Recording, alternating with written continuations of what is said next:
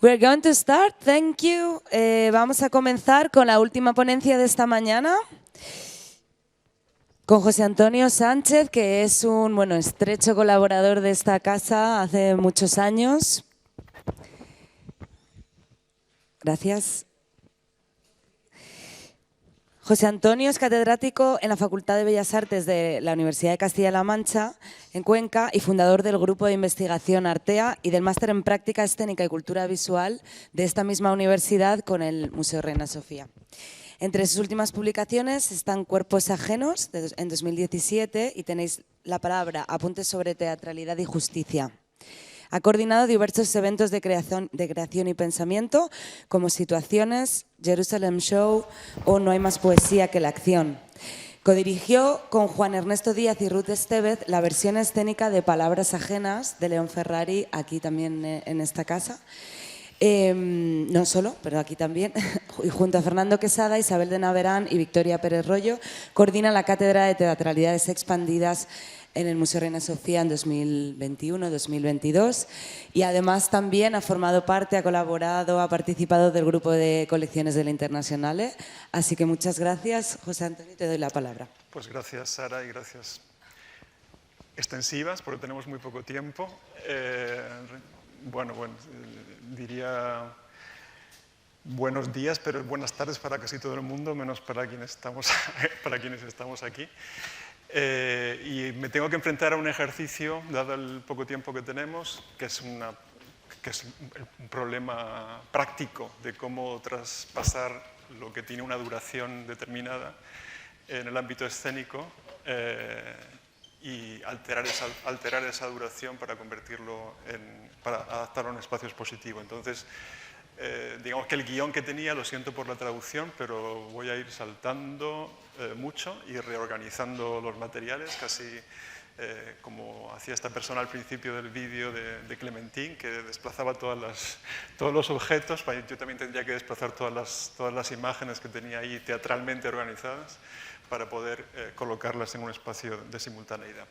Entonces voy a resumir. La primera idea que quería compartir tenía que ver con mi experiencia como espectador, pero que es una experiencia compartida, no solo espectador, sino también en el ámbito de la teoría de las artes escénicas, y es el presente del que hablamos cuando hablamos de artes escénicas. No es un presente concreto, sino que puede ser un presente demorado, ¿no?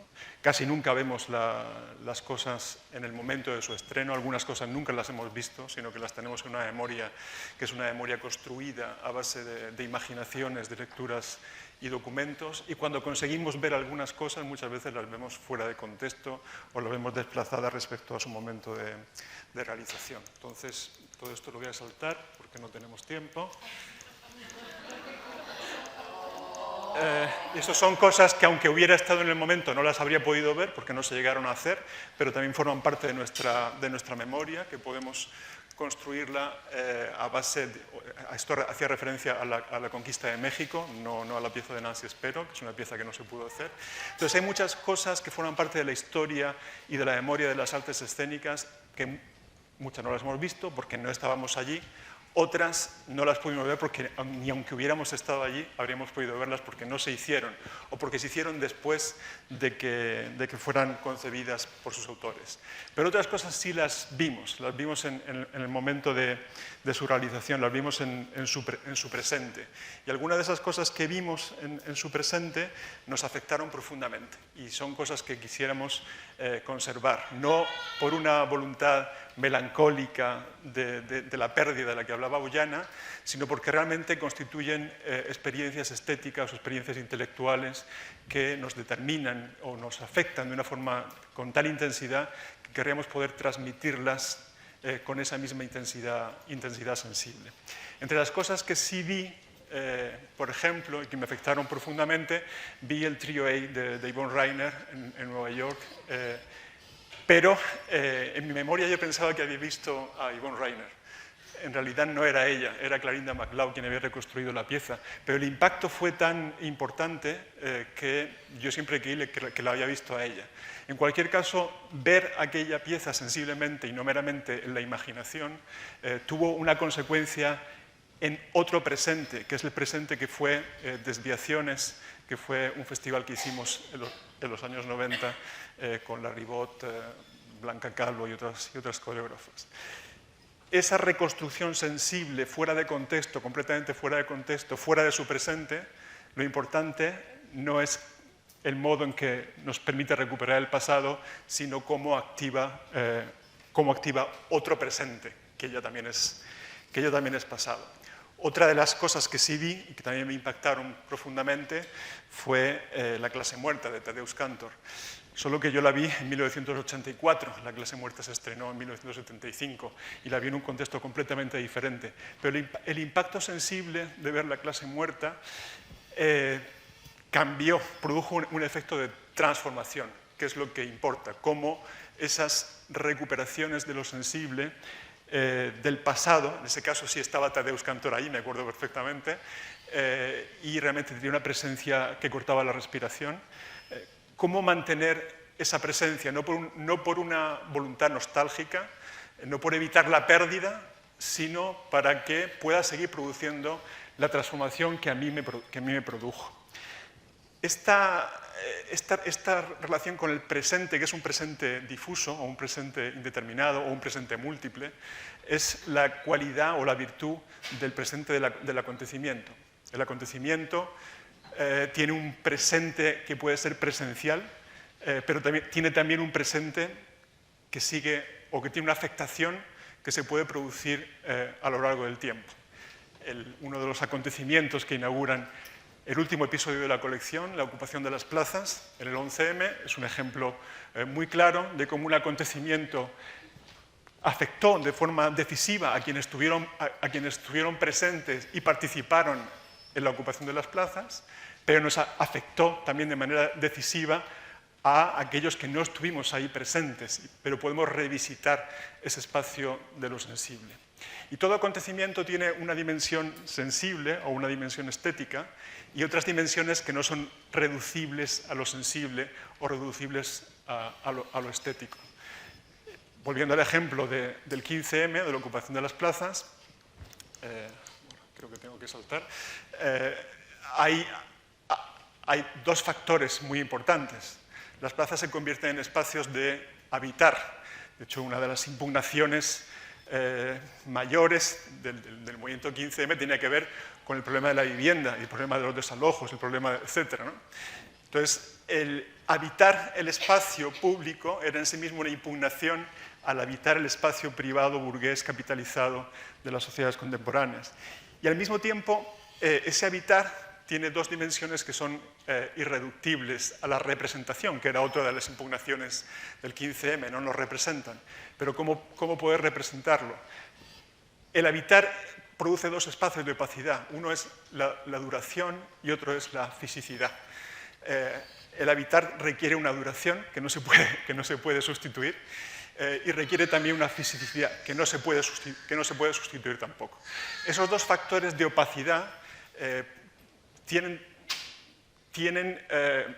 una función, o podemos pensar la opacidad como una función que en cierto modo puede conectar con lo que planteaba Clementine de la intimidad, de las situaciones de intimidad conceptual, ¿no? Y que tienen que ver con proteger un espacio para hacer posible el debate, para que en ese espacio o en esa situación protegida, aunque sea instalada en un espacio público, sea posible un debate intelectual o un espacio de libertad. Pero luego hay una segunda opacidad que tiene que ver con la recuperación del acontecimiento y que tiene que ver con la resistencia a la representación del acontecimiento.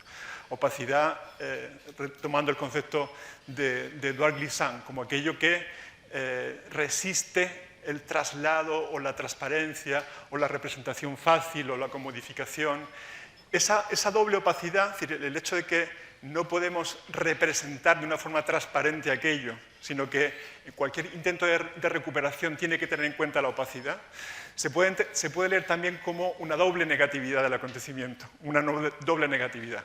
Una negatividad que tiene que ver, en primer lugar, con la negatividad del acontecimiento mismo, es decir, aquello que es invisible, aquello que está reprimido, aquello que no se deja ver y que emerge, y que en términos de Badiou emerge como como apertura de una posibilidad, y una segunda negatividad, que es la negatividad que afecta a cualquier intento de fijación o de restauración o de representación del acontecimiento. No sería fiel, en términos de Badiou, al acontecimiento una representación que no contuviera en sí misma esa doble negatividad, esa voluntad de hacer, de que permanezca el disenso y de que permanezca también la posibilidad de la apertura. Y lo importante ahí otra vez tiene que ver con de qué modo esa activación sensible, no meramente documental, sino esa activación sensible del acontecimiento puede reproducir o puede producir de nuevo una apertura hacia el futuro. 1992 es el otro grande acontecimiento. Yo vi Trio A en Nueva York en septiembre de 1992. Cuando regresé de Nueva York, fui a la Expo, era visita obligatoria acudir a la Expo. En el Teatro Central que se construyó, el Gran Teatro Central que sigue existiendo para la Expo de Sevilla, curiosamente no se representaba ninguna obra de teatro latinoamericano. El teatro latinoamericano, sobre todo el teatro político latinoamericano, había sido barrido y durante muchos años quedó restringido al Festival de Cádiz. Lo que se veía en el Teatro Central de Sevilla en 1992, cuando yo llegué en septiembre, era Sweet Temptations de Jan Fabre.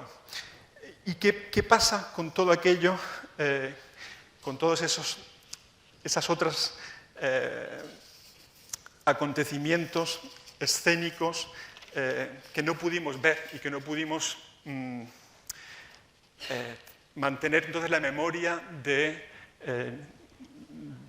la intensidad y de la implicación que tuvieron en cuanto a acontecimiento? Voy a centrarme en tres ejemplos o en tres casos de estudio a partir de casi una clasificación subjetiva. Lo que pude ver, lo que no pude ver, lo que nadie pudo ver y aquello que no está hecho para ver, ¿no? Sería la cuarta categoría y, por tanto, una categoría que escapa a la visión. Obviamente, cuando estoy hablando de ver, un poco como decía Boyana, no es ver en sentido retiniano, sino que es ver en sentido de una implicación que en el ámbito de las prácticas de las artes vivas implica la copresencia. ¿Qué pude ver? Pude ver Los Incontados. Primero lo pude ver en São Paulo en forma de instalación, similar a la que se vio ayer aquí, y lo pude ver después en Bogotá, en el Festival de Teatro Iberoamericano de Bogotá, en forma de representación escénica. Como Los Incontados está visible en la instalación y también he escrito sobre ello en el texto, voy a pasar más rápido por aquí, pero sí quisiera subrayar dos ideas muy básicas o muy puntuales, que no están tampoco en el texto del ebook que se presentará mañana. Uno tiene que ver con la selva. Con la selva amazónica.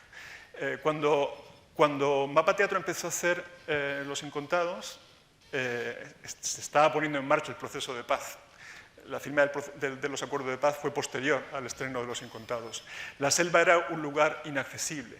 La selva estaba anunciada en Los Incontados y tiene un gran protagonismo, pero en la instalación aparece velada. Es verdad que se derrama por la ventana trasera en el caso de la instalación de São Paulo o por el hueco aquí en el Museo Reina Sofía.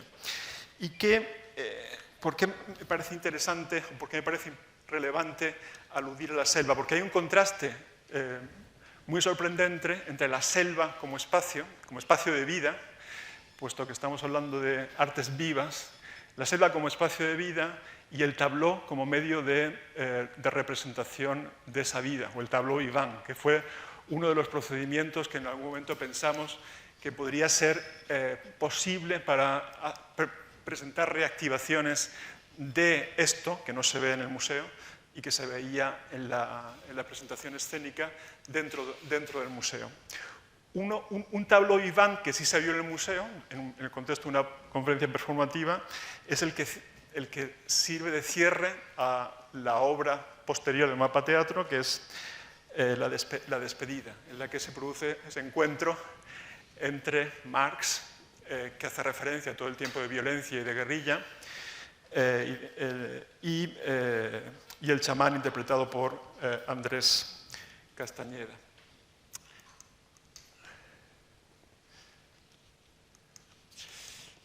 ¿Por qué la selva?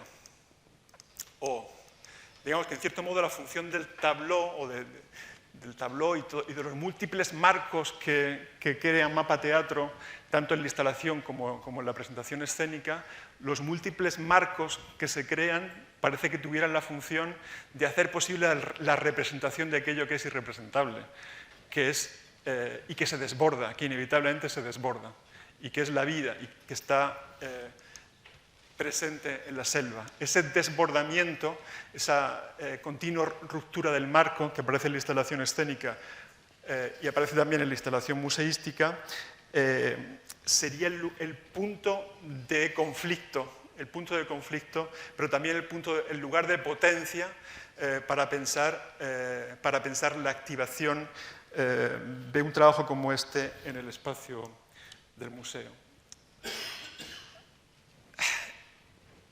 Bueno, no voy a entrar en esto porque me llevaría más tiempo. Esta es la imagen final de Los Incontados en la versión escénica, en la que el público se reflejaba en el vidrio que separa la sala el espacio del público del espacio de la instalación, y el público era incluido en la instalación del museo, el público es incluido mediante el propio tránsito de los espectadores. Y la selva que se derrama hacia la selva lacandona de Stodelat. La selva no es solo una representación, en este caso con plantas de plástico, sino es también la espesura. ¿Y qué es la espesura?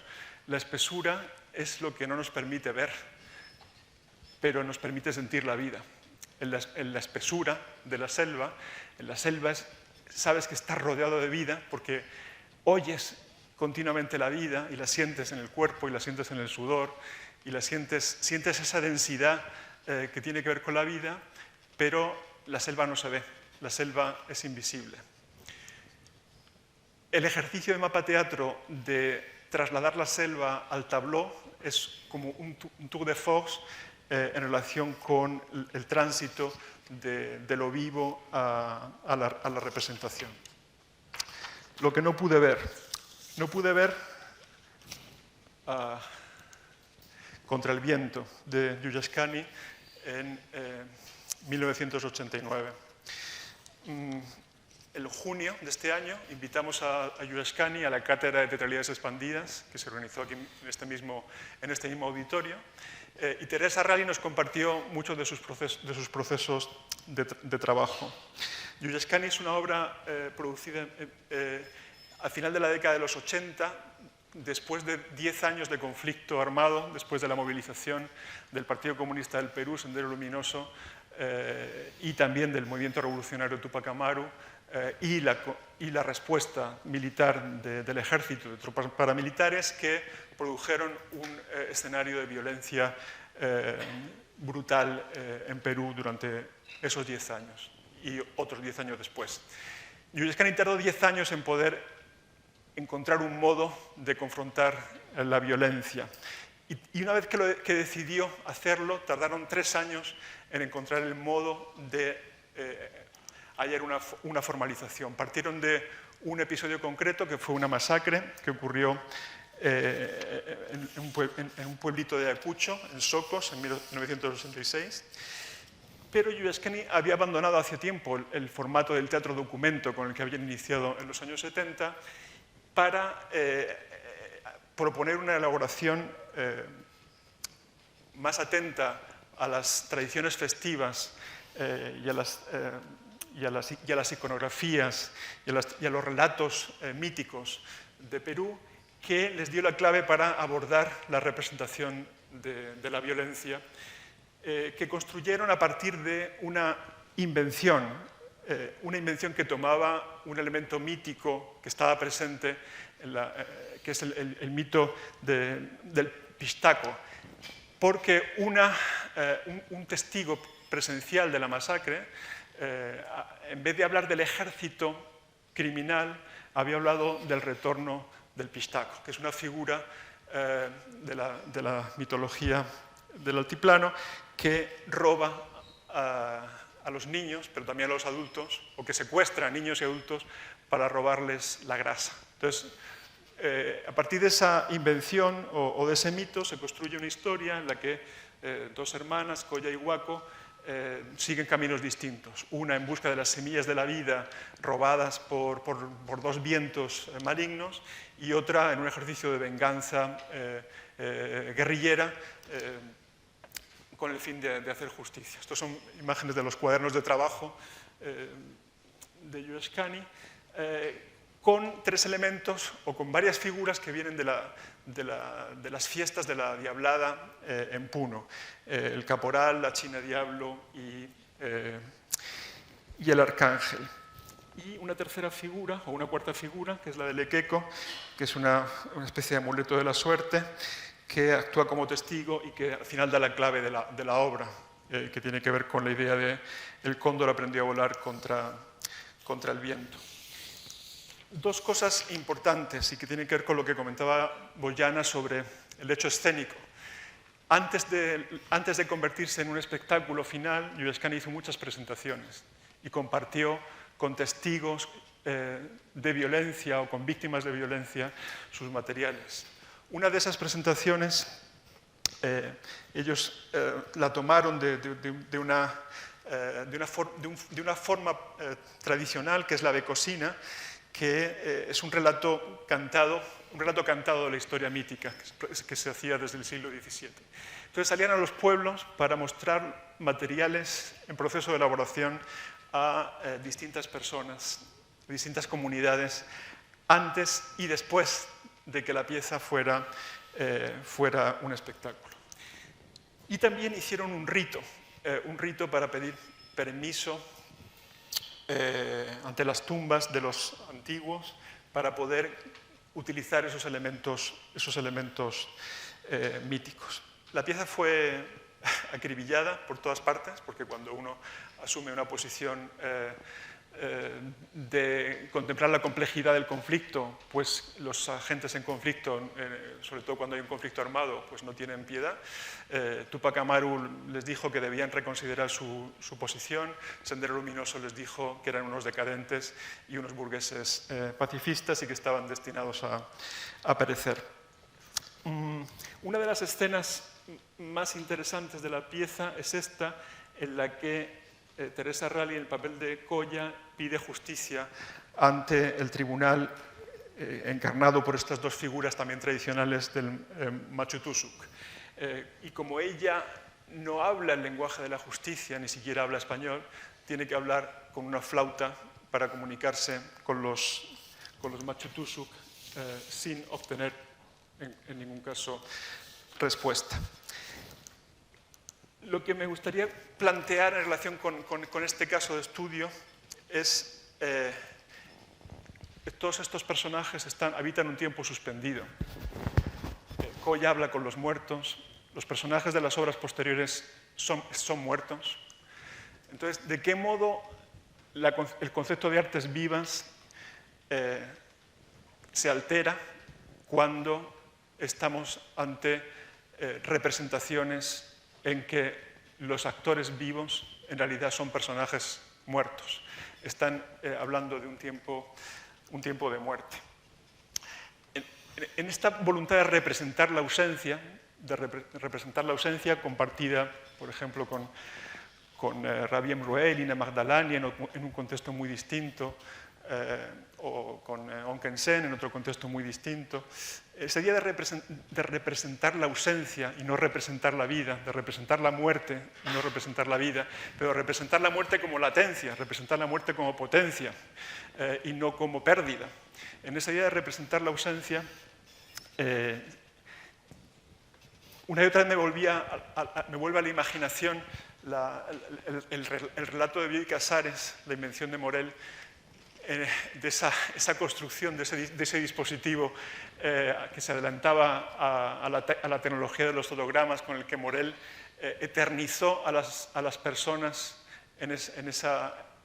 personas que viven eternamente gracias al dispositivo tecnológico, pero viven eternamente a condición de aceptar que están muertas.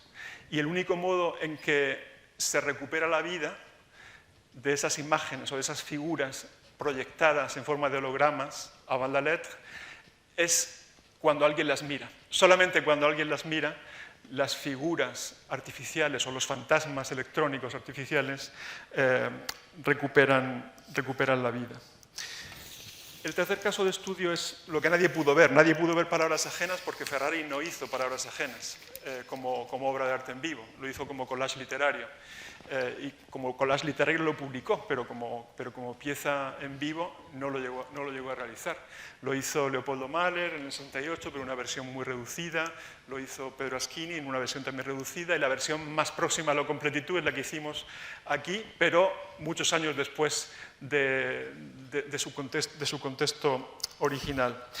Y, curiosamente, cuando presentamos aquí Palabras ajenas, en el contexto en el que presentó, le dimos el título de Un teatro del presente. Un teatro del presente hacía referencia al concepto de Piscator de Zeittheater, del teatro del propio tiempo, que los mexicanos, Bustillo y Magdaleno, tradujeron como teatro de ahora, el teatro de ahora mismo, porque la urgencia de ese teatro es intervenir en el presente político del momento. ¿Y qué sentido tiene algo que se hace para el momento, políticamente, con una intención claramente política, mantenerlo o preservarlo? Después de muchas, esto ya lo he contado varias veces, pero después de muchas actualizaciones, después de muchos intentos de actualizar el sentido de Palabras ajenas, llegamos a la conclusión de que el modo en que Palabras ajenas sigue siendo un teatro del presente es en su eficacia pedagógica. No tanto por el modo de la representación, sino por el modo del afecto y por el modo de la incorporación de las palabras en su presente. El modo en que una comunidad de lectores pone el cuerpo colectivamente para dar vida o para sostener el flujo de la respiración o el flujo de la vida de las palabras, que son palabras de violencia, es el modo en que se produce una pedagogía, gran pedagogía, en clave en términos de Bertolt Brecht, de las piezas didácticas, de cómo un teatro sin espectadores, en que la eficacia tiene que ver con la propia comunidad lectora. Y la otra cuestión que quería comentar también muy rápidamente en relación con Palabras ajenas tiene que ver con el espacio. Cuando nos planteamos Palabras ajenas, nunca pensamos en un teatro ni en un museo. La primera imaginación fue una plaza pública, hacerlo en un espacio público. La segunda imaginación fue hacerlo en una biblioteca, otro espacio público, pero con formato biblioteca. ¿Y por qué abandonamos esa idea? Porque la eficacia política de Palabras ajenas está íntimamente ligada a la eficacia poética, y por tanto era necesario un espacio de escucha. Eso nos llevó a trasladar Palabras ajenas al espacio museístico.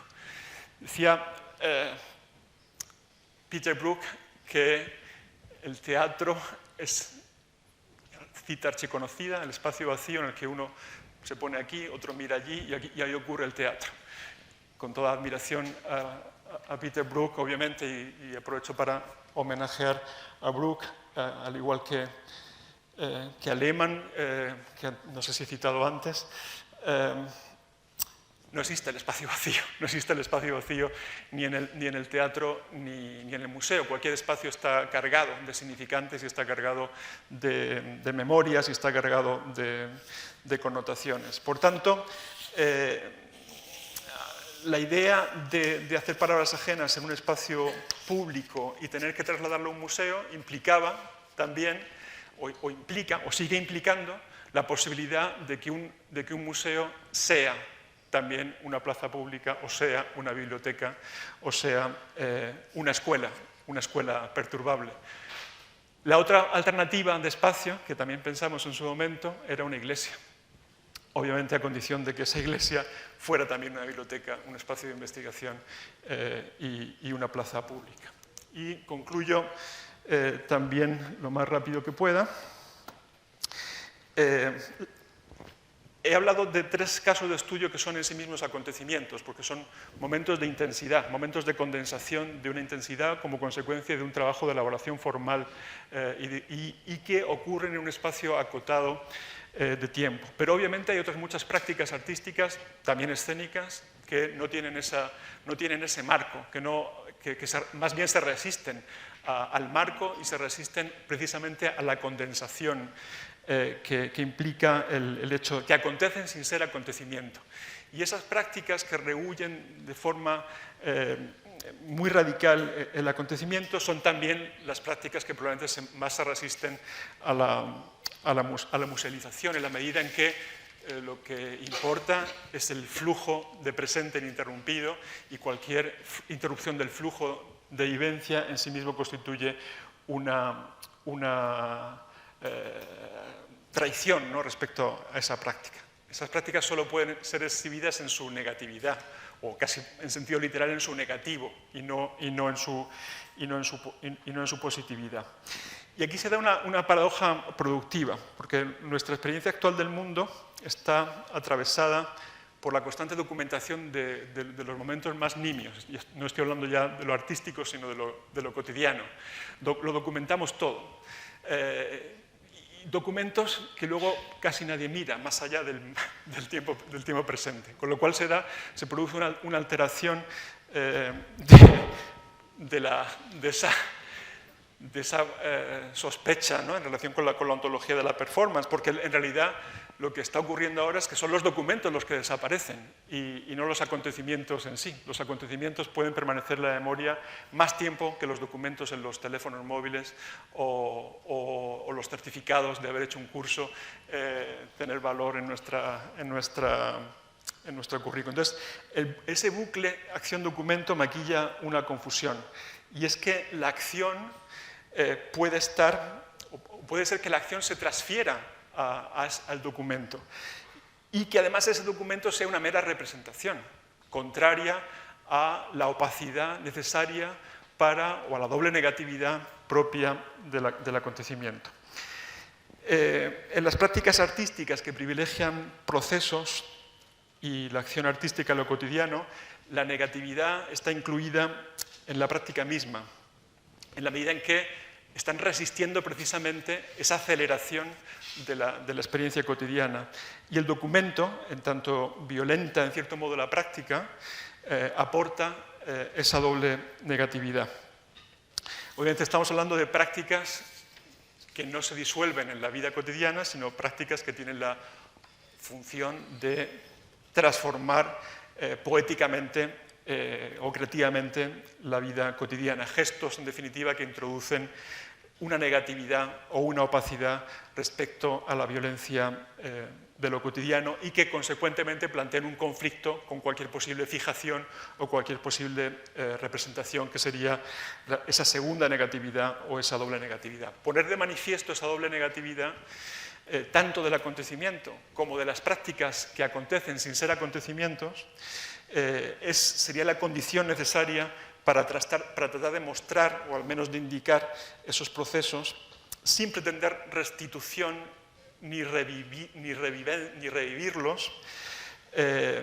ni siquiera recordarlos, sino traerlos al presente con el fin de que actúen en relación con presentes y con porvenires. La contradicción entre acontecimiento y prácticas que resisten el acontecimiento no es tan radical, si lo pensamos bien, porque en los 3 casos de estudio que he citado anteriormente, el hecho escénico es un hecho escénico expandido. En Mapa Teatro son tan importantes los viajes a la selva, los viajes a las minas de Marmato, los viajes al campamento del Borugo, todos esos viajes preparatorios, todos los encuentros con los taitas, los encuentros con las comunidades, en el caso de Giuliascani, todos los viajes de investigación para compartir procesos de investigación y saberes ancestrales o elementos de las festividades tradicionales o los talleres con niños o la participación en el proceso de la Comisión de la Verdad, todo eso que desborda el acontecimiento mismo o, en el caso de Palabras ajenas, la dimensión pedagógica y la dimensión activista de la pieza que también desborda el acontecimiento. Todo eso que desborda el acontecimiento en las prácticas que son acontecimientos es también lo mismo que resiste el acontecimiento en las prácticas que, por definición, se instalan o renuncian a ese espacio de intensidad o a ese espacio no de intensidad, sino al espacio de condensación, ¿no?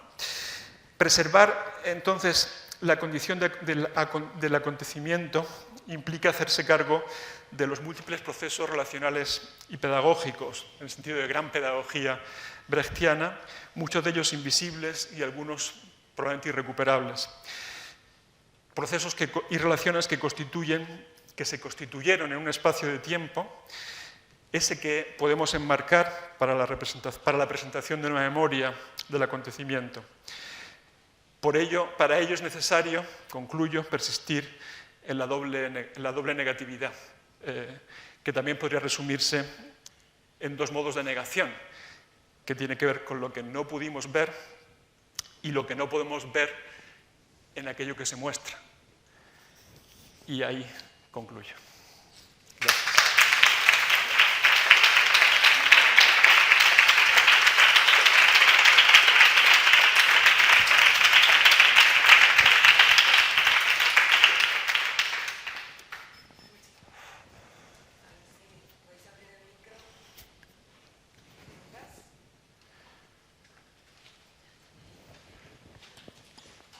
Sí, gracias. Muchas gracias, José Antonio, por la hermosa intervención y además ceñirte a un tiempo constreñido. Intervenciones, había ya una por aquí.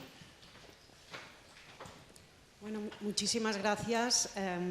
Además, las tres experiencias de las que has hablado hemos trabajado juntos para bueno, de alguna manera incorporarlas en la colección, pero me gustaría que contaras un poco para que también entendieran pues, el público que de fuera y que no ha participado en los eventos del museo en referencia a este tipo de temas, lo que pasó con Giuliascani cuando vinieron, o sea, cómo se hizo un trabajo, digamos, íntimo fuera del museo, o sea, fuera de lo que es la sala, y luego cómo eso llegó a las salas y cómo eso quedó en las salas durante un tiempo específico.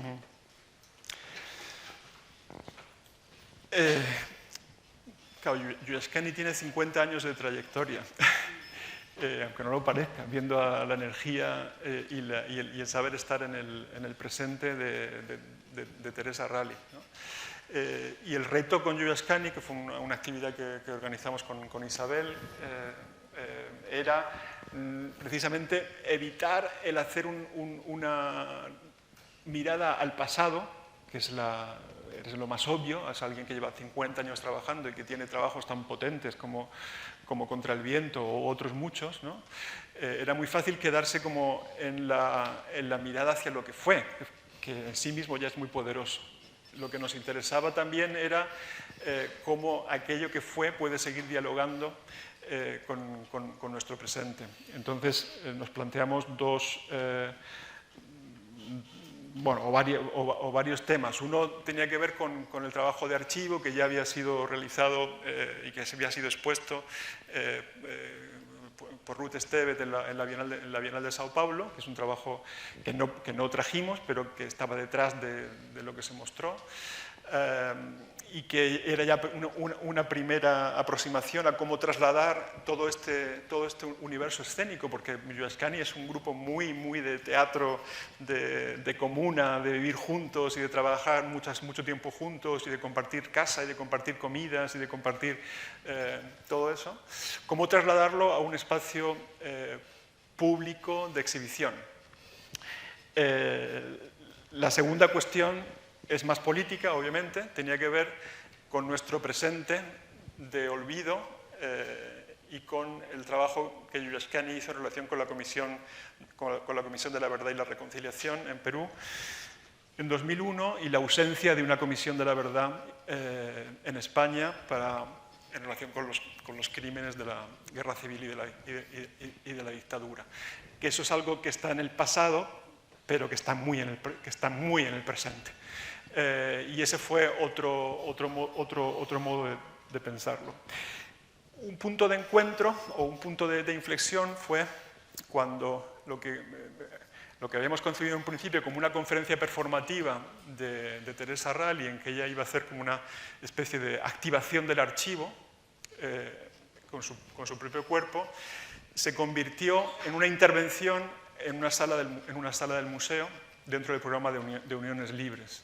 Entonces les ofrecimos distintos espacios donde poder trabajar.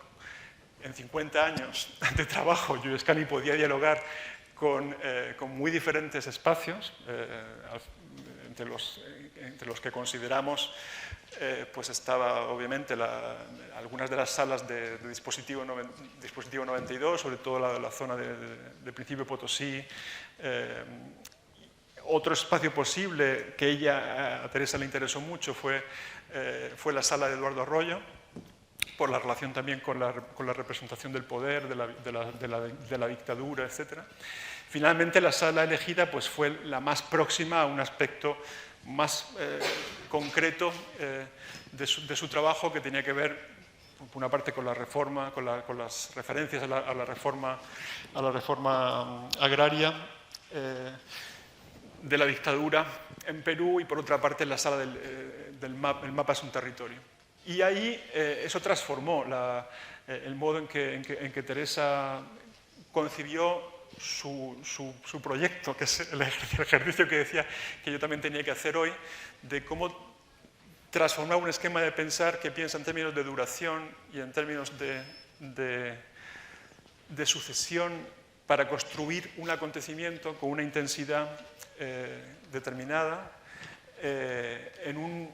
en un gesto que no dejaba de ser un gesto itinerante y con una duración construida, pero que estaba atravesada también por el despliegue de materiales. Y ese despliegue de materiales, que incluía materiales del pasado y materiales del presente, incluía materiales del pasado porque algunos eran fragmentos de obras anteriores, de distintos momentos, sobre todo eran fragmentos del discurso promoción, que es una de sus últimas piezas, pero también había fragmentos de Antígona y había fragmentos de otras piezas anteriores.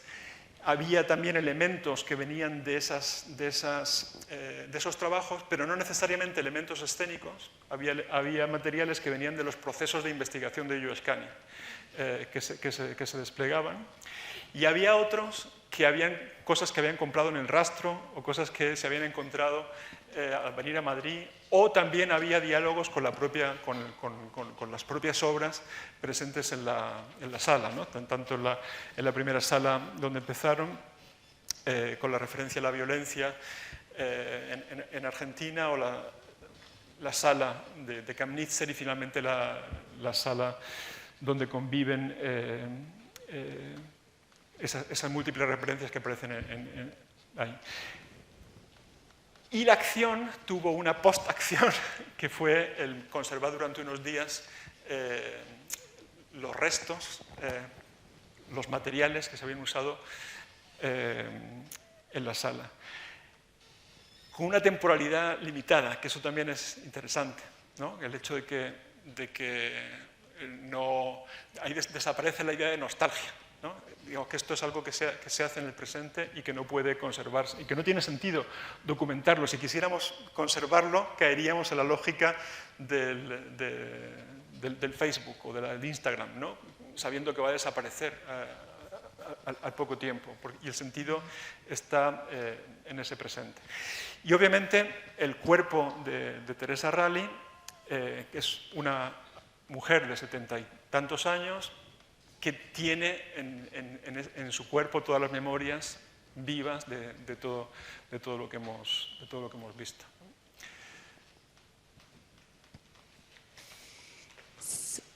¿Nos da tiempo a una última intervención?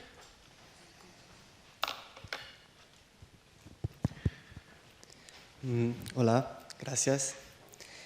quería comentar y bueno, pedir para pensarmos juntas un poco sobre la cuestión de autoría y colección de artes performáticas en el museo. Y entonces, volviendo, eso de que dijiste tú al principio, de cómo continuar causando la transformación que yo sufrí por una obra, fue eso que me motivó, por ejemplo, a hacer arte, ¿no? Yo vi una obra y quiero continuar causando eso. Y entonces en este momento mi cuerpo empieza a ser un cuerpo coreográfico, un archivo, ¿no? Y que después creo que todas las veces que estoy haciendo una performance, este deseo inicial de esta obra en especial y de toda la historia, bueno, está incluida, ¿no? En lo que estoy haciendo. Y entonces yo creo que sobre lo que desborda, yo creo que hay muchas performances que están exactamente hablando de lo que desborda del acontecimiento y no del acontecimiento en sí. En el sentido, de, por ejemplo, que yo en cuanto a performance soy solamente un gatillo, un trigger para una acción del colectivo, del público que está ahí mirando, ¿no? Y entonces yo creo que la autoría se desplaza de mí para el público, por lo menos eso es la idea, es el intento que yo en cuanto a artista estoy queriendo evidenciar, ¿no? Bueno, trabajar sobre el cuerpo colectivo, su autoría y su propio archivo, ¿no? Entonces, ¿cómo sería coleccionar algo que la autoría, que no hay autoría, ¿no? Entonces yo creo que quizás el propio acto de estar coleccionando performances puede también ya orientar la performance a mantener la idea de autoría. Entonces yo voy a poner mi nombre, pero si en el caso eran las personas que estaban en la plaza pública, que estaban realmente performando a partir de un acontecimiento, pero no, lo interesante era lo que desbordara. Y bueno, entonces eso sería pensar cómo, ¿qué piensas usted y bueno, o nosotras de esta cuestión del problema que coleccionar envuelve a la autoría si muchas performances están trabajando en el plano de no tener autorías? ¿Se comprende un poco? Sí, no sé si la idea de autoría es realmente la que nos ayuda a pensar ese tema, ¿no? Porque obviamente hay, por ejemplo, para no entrar en abstracciones, Yuyaskani utiliza elementos que tienen que ver con las festividades populares y que tienen que ver con la mitología andina, donde obviamente no podemos hablar de autoría, o en todo caso habría que hablar de una autoría colectiva, ¿no? Entonces Yuyaskani es relativamente, aparte Yuyaskani es un grupo, no es una persona, y son piezas firmadas colectivamente, y eso ha sido como algo muy militante desde el principio en esa idea de grupo que viene de un pensamiento político de los años 70, ¿no? Pero el hecho de que esa autoría esté desplazada o sea compartida, o podamos establecer como las múltiples conexiones de responsabilidad creativa o de difuminación de esa autoría en lo popular o en lo tradicional, hay algo que tiene que ver con la formalización en el presente, que sí que pasa por una subjetividad, sea una subjetividad individual o una subjetividad colectiva. Y ese momento, que podemos llamar autoría, que no tiene que ver con un concepto de autoría en cuanto a propiedad, sino más bien con un concepto de autoría en cuanto a responsabilidad o en cuanto a implicación política o en cuanto yo o nosotras o nosotros queremos decir algo en este momento utilizando estos materiales que algunos nos hemos inventado y otros nos hemos apropiado. Y decimos algo sobre esto y eso produce ese diálogo o ese intercambio, esa comunicación. La renuncia a la autoría no puede llegar hasta tal punto de renunciar también o de que arrastre también esa implicación subjetiva en la voluntad de intervenir en el momento presente. Sobre todo cuando esa voluntad de intervención subjetiva, política, poética, en muchos casos supone un riesgo o supone ponerse en riesgo o supone al menos un enorme trabajo,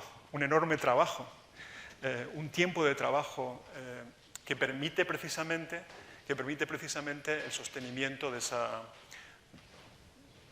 de esa red de la que tú estás hablando, ¿no?